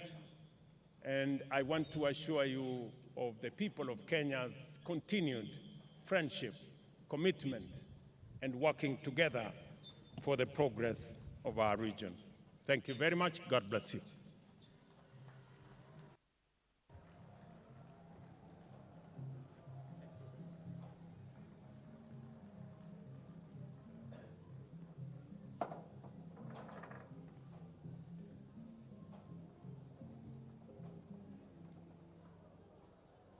His Excellency President Ruto, and the visiting delegation, Dr. Guru, and the other investors, all the leaders, and the people of Tororo. Africa has suffered for the last 500 years. First of all, under the attack of the slave traders and the colonialists. And when we started getting independence, which is 70 years ago, with Ghana, Sudan, we can say that Africa has been betrayed in these 70 years. It is very important for all the leaders to audit and see what's happening. Just now, I asked my staff here to check on the internet, which you can all do. What is the size of the GDP of the whole of Africa? My girl here checked on the internet. It is $2.8 trillion. The whole of Africa. What is the size of the GDP of USA? 30 trillion. The United States is a quarter of the land area of Africa, and their population is 1/5. But you here, our wealth, 2.8 trillion, America's wealth, 30 trillion. That's more than 10 times bigger. Now, this is what we saw when we were part of the student movement in the 1960s. And we told leaders at that time what I'm telling you today. And we had to go through many phases, fighting and so on. So when eventually we came into government, we put out the 10 points program of the NRM.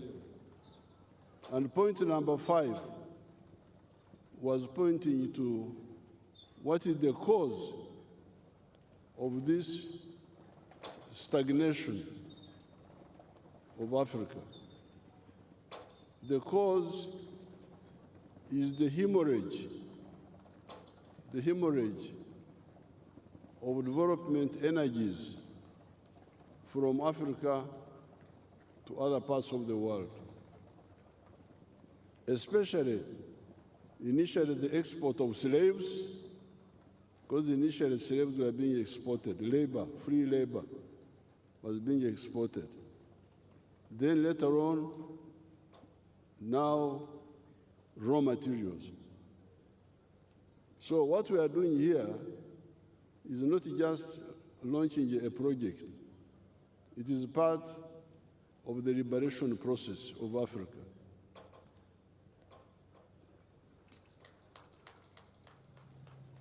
It is part of ending the betrayal, usaliti of Africa. This iron ore, the hematite, which is very pure, some years ago, not in Kabale, but another place called Kanungu, there's also the same hematite there. A group came from India, and they agreed with my local villagers there in Kanungu to export unprocessed iron ore of Tare, I was telling Guru they don't have enough words in English. So I was giving him our words here. Obutare. Obutare is the word for iron ore. So those fellows had agreed with an Indian company to sell Obutare to India. And then when I called them, how much are you going to get? $47 a ton. And how much would this Indian get?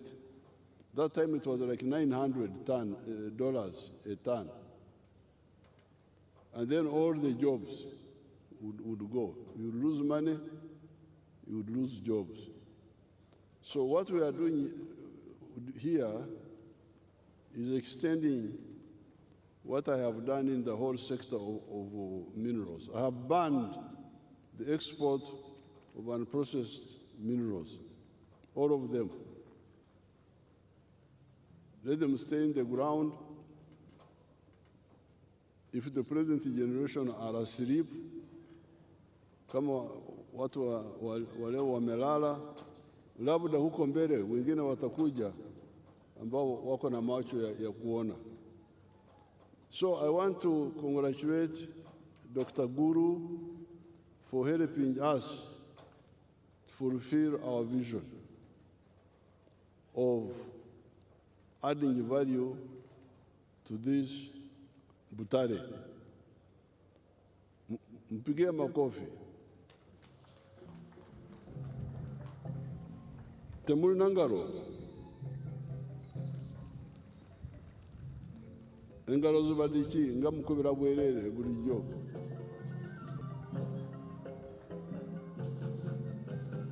Also, congratulate His Excellency President Ruto for encouraging Mr. Guru to come here.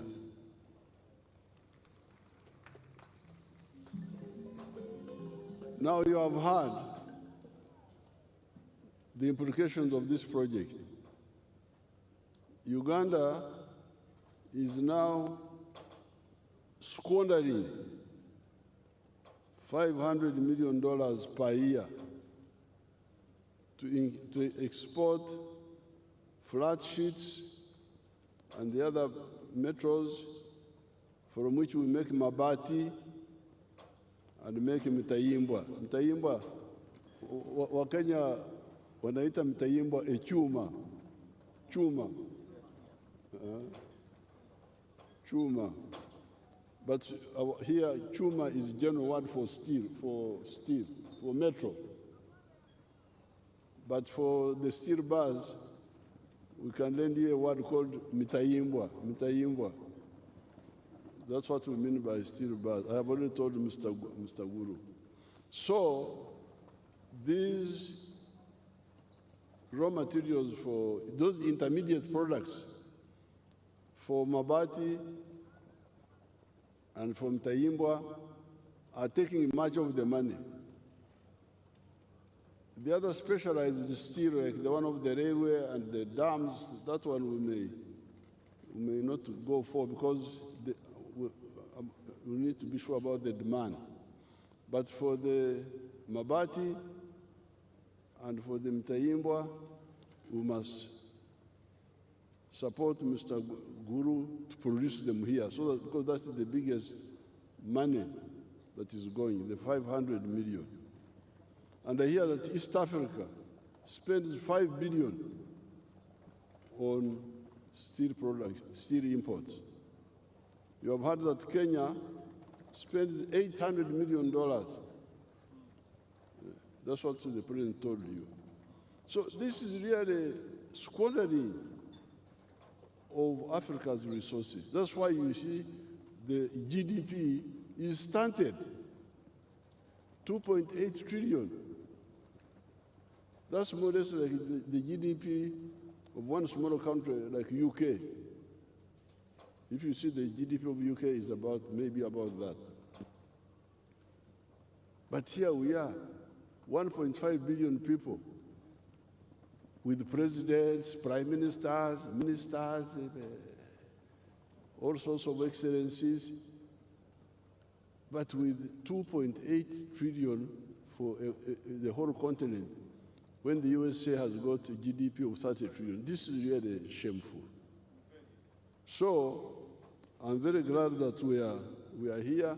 You are all part of the liberation process. I want to thank you, Mr. Guru. Thank you very much. And I want to thank your tough wife who makes you do things. And I want to thank His Excellency na Wakenya wote kwa kutuunga mkono kwa hatua hii. Now I'm glad Mr. Guru is going to start another facility in Kaware now for upgrading the iron ore, which is low grade, to the high grade, which will create jobs for 1,600 people. Now, regarding the job distribution, I want to advise Guru to be a bit, to broaden a bit, because the people of Kaware and you, the Bateso, be careful. Don't push things too far. You may cause us a problem. Because the Bachiga are saying we must follow our iron ore and get the jobs over there. Because the factory is supposed to be in the area, but we put it here, far away from the raw material, because of other economic factors. So when it comes to job distribution, please remember the Kaware people. You should sit down, we should sit and talk carefully. Don't run around too much with the Bateso. Be careful. You can cause us a problem. Especially the Kaware group needs to be accommodated. Now, this man, Guru, these Indians are also very religious people. This is what I normally tell my Christians, my wife and my daughters, who are very strong Christians. They say, you people, be careful. Don't think you are the only people of God. These Indians, I don't know what God they believe in, but what they do is what God likes. Because what Guru does here, I've got another boy called something. That boy, is doing very good things. The investments, the corporate social responsibility, you see they are doing the work of God. As me, I am a Christian, a real one, not just talking. But I am not narrow-minded to only look at my life. But Jesus judged people by what they did. We shall know them by their fruits, not just their words. So these Indians, I'm told Guru is like a reverend or something like that. Are you a bishop or what? He's a priest. He's a reverend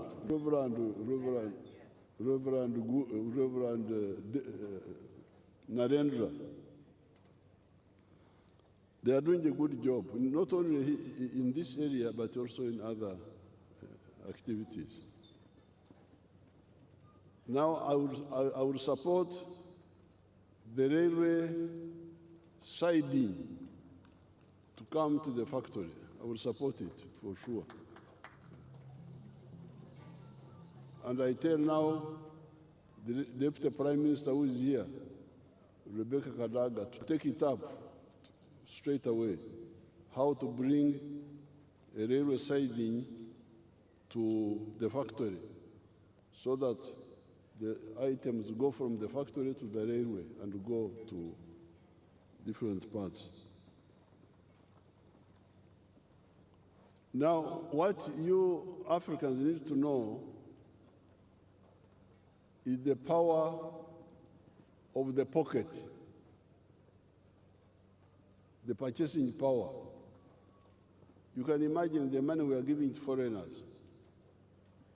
$500 million a year from Uganda to foreigners. This is a lot of support for them. Kenya, you have had $800 million. This is a lot of support. So if that money remains in our pocket, instead of giving it to others, we shall be much better off. So nobody should tell you that we don't have power. We have power, but we don't use it. The power of the pocket. Purchasing power is power. We have been buying Japanese vehicles ever since 1962, when we got independence. I started seeing Japanese vehicles here. Previously, we were using British vehicles. But with independence, we started getting Japanese vehicles. And by the time we came from fighting Amin, Japanese vehicles had taken over from the British and the German. So I talked to the Japanese, can you come and assemble your vehicles in Uganda? They were not interested. But now, we are making our own vehicles. Do you have them on the screen? You can show them. If you have them. The Chira Motors. You don't have it. But we are making our own vehicles, electric vehicles, buses, other types, from beginning to end. So the Japanese now came and say, I want to assemble. I said, no, sorry, too late. I can't allow you. You lost your chance. Because assembling means you bring the same vehicle, knock down, and you just put it together here. The only saving is like 15%. But this shows you the power of the pocket. How much has Africa been spending on Japanese vehicles since 1962, when I started seeing these vehicles coming? It is very important that Africans really wake up and know their interests. I want to salute His Excellency Ruto. He's a real Pan-Africanist.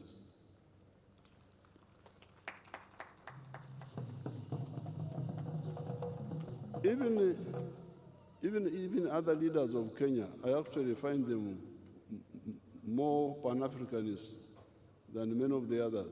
Even Mzee Moi, although sometimes we didn't agree, but when it would come to East Africa, he would be very, very East African. Mzee Moi, Mzee Kibaki, His Excellency Uhuru, all of them are Pan-Africanists. But His Excellency Ruto, Pan-Africanist and also active in terms of implementation. So we are very lucky to have him in charge of Kenya. And we are now, you can see the fruits now. Because this is the one who was encouraging Mr. Guru. Yes, Mr. Guru is private sector, but His Excellency Ruto was encouraging him. So we are going to move very far. You have heard what he has said about the pipeline. These roads, the transport system is now irrational. We need to rationalize it. Why is it irrational? Barabara, the road, they are small cars. They are railways carrying cargo. They are petrol tankers carrying petrol, all on the road. So we need to disaggregate, separate. Fuel pipeline, toko kwa barabara. You go through the pipeline. Mizigo, gari moshi, mizigo mikubwa, the train, barabara, light cargo and passenger. And you heard what he was saying about also the dual carriaging the roads instead of just two lanes. So I'm very happy with what His Excellency is doing on the pipeline. I thank him and congratulate him. We are going to co-invest in that one together, all the way up to the Congo border, so that we take.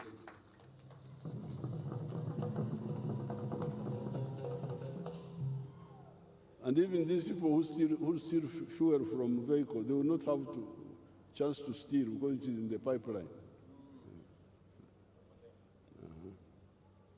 Now, Garimoshi, the standard gauge railway. That one I want to congratulate him, moving from Naivasha to the border now. And we are already working here. So we are going to go up to Kampala, from Kampala to Bwera, Kasese, then to Rwanda, then South Sudan. So the future,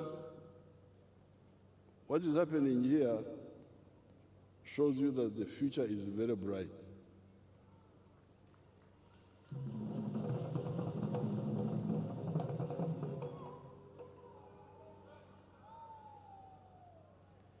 Ebirungi ebisingawo binatera okutuuka.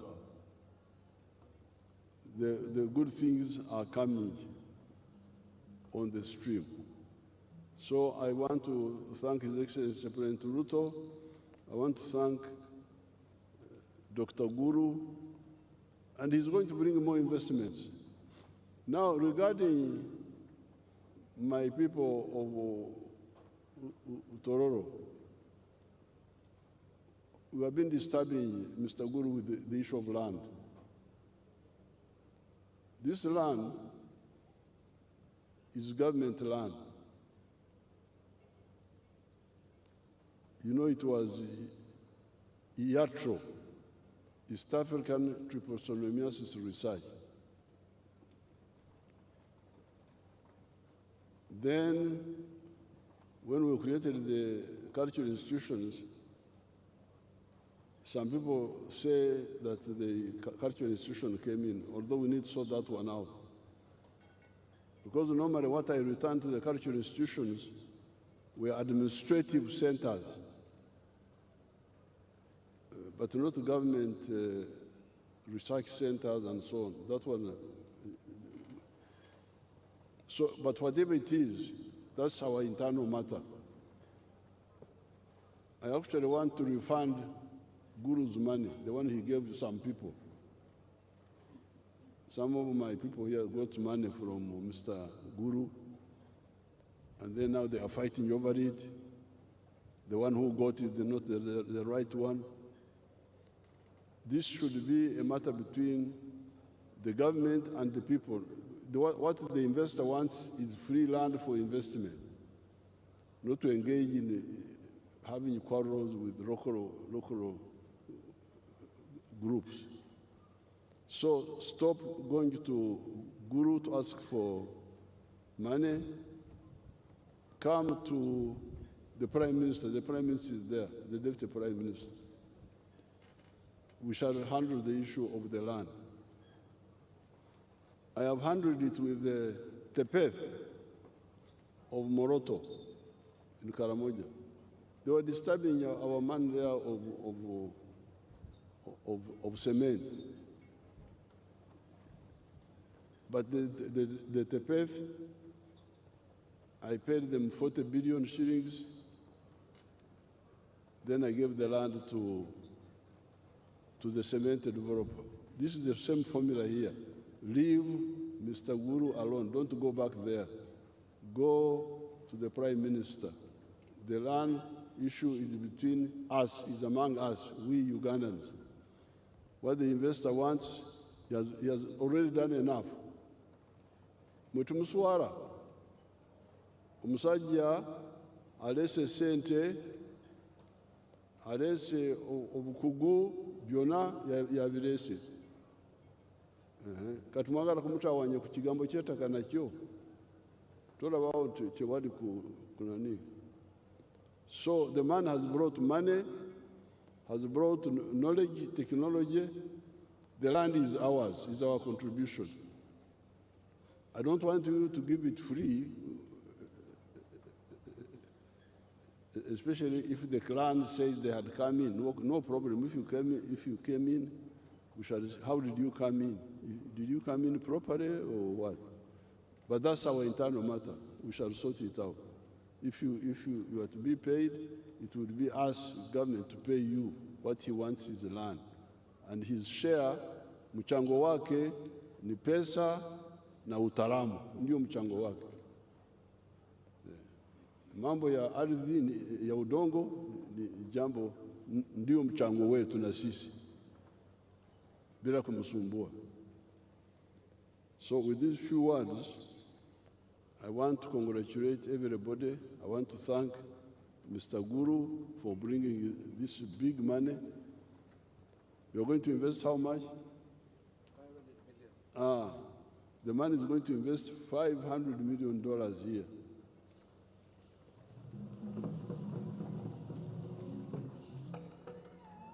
Kati oyo gwe mutawanya bannange, oyo gwe mutawanya. Mutegeera Oluganda? Oluganda mulumanyi? Oluganda mulumanyi? Tetuyita okuswala. Omuntu akoze ekinene ng'ekyo ate ne mutawanya, munoonya busente. Mugerera gavumenti, muve ku bagenyi abazze wano. And he has already helped us with the cement. He has got a very good track record. What he says, he does. I'm very happy with him. And I want him to bring more gurus. Are there more reverends there? Indian reverends. He's going to bring more reverends, Indian reverends. And I want to thank His Excellency Ruto for encouraging him and for being together with us. We are fully aligned with His Excellency Ruto on the issue of the Pan-African vision. With these few words, they are not so few. I thank everybody and I wish you good luck. Katonda ababeere.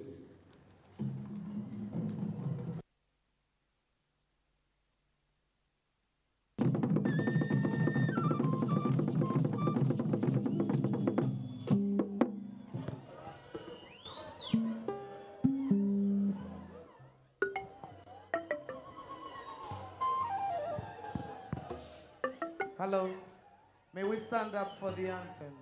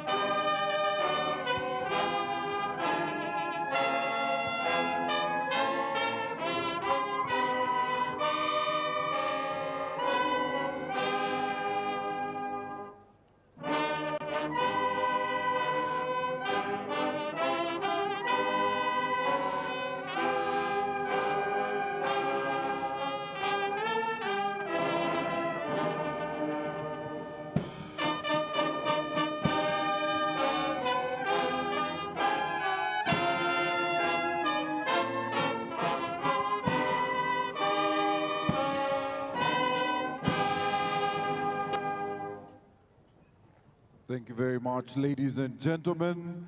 We'll allow for the protocol teams to manage our heads of state, but may I humbly request that we appreciate our heads of state for joining us this afternoon at the groundbreaking ceremony. Thank you so much, Your Excellencies, and we will remain standing and allow for protocol to handle the next activity. Shortly, we will be inviting you all to lunch, and our VIPs protocol will manage the lunch arrangement.